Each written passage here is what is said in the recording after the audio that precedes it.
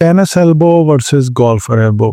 आज हम बात करेंगे हमारी कोहनी के अंदर होने वाली दो किस्म की दर्दें, जिनको किस तरह से डिफरेंशिएट करते हैं, कैसे उनका फ़र्क करते हैं।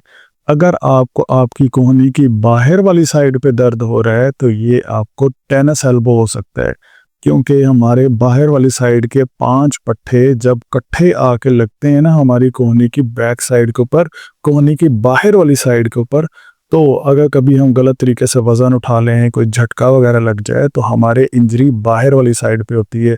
सो अगर आपकी कोहनी की बाहर वाली साइड पे दर्द है तो ये टेनिस एल्बो है, और अगर आपको आपकी कोहनी की अंदर वाली साइड के ऊपर दर्द है तो ये आपको गोल्फर एल्बो है।